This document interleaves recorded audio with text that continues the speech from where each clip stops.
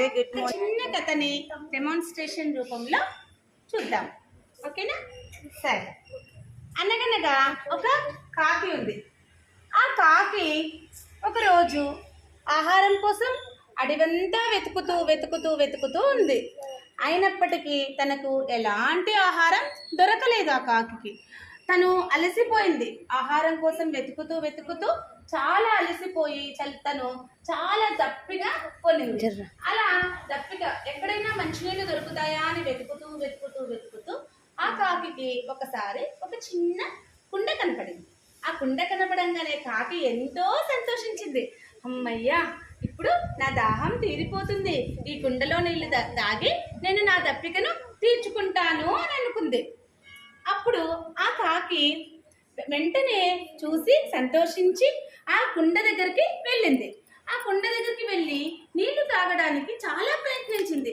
ఎంత ప్రయత్నించినా ఆ కాకి ఆ నీళ్లు అందడం లేదు. అయ్యో అని చుట్టుపక్కల చూసింది కాకి. అయ్యో, ఏంటి, నాకు చాలా దప్పిక తీరుతుంది. ఈ కుండలో ఏమో వాటర్ ఉన్నాయి, నీళ్లు ఉన్నాయి, కానీ నాకు నీళ్లు తాగే ఉపాయము కనపడటం లేదు అని ఆలోచిస్తే వెంటనే కుండ చుట్టూ ఉన్న రాళ్ళు కనపడినాయి. ఓహో, ఒకవేళ తనకి ఒక ఉపాయం వచ్చింది.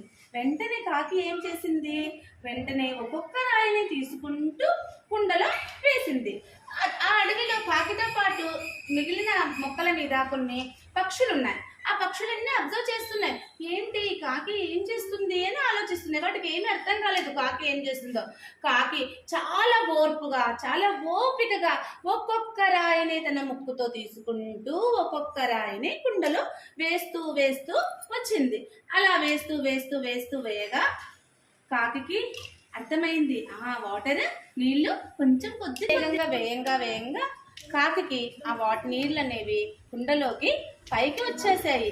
కాకి గబగబా రాళ్ళని వేస్తూ ఉంది. అలా వేస్తూ కాకి చాలా ఆనందించింది. అదంతా గమనిస్తున్న పక్షులు, జంతువులు ఏమి జరుగుతుందా అని ఆతృతంగా చూస్తూ ఉన్నాయి.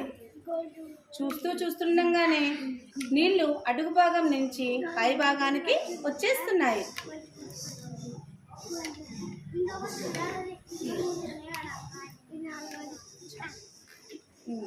అలా నీళ్లను పై భాగానికి వచ్చేసేసరికి కాకి ఆనందంగా ఆ నీటిని తాగేసి తన దాహాన్ని తీర్చుకుంది. కాబట్టి ఉపాయంగా తను ఆలోచించి తన దాహాన్ని తీర్చుకుంది. కాబట్టి ఈ కథలోనన్నా మనము ఏదైనా ఉపాయంగా ఆలోచిస్తే ఎలాంటి సమస్యలకైనా మనకి సమాధానం దొరుకుతుంది. వెరీ గుడ్ నాన్న. బాగుందా? మీకు నచ్చిందా?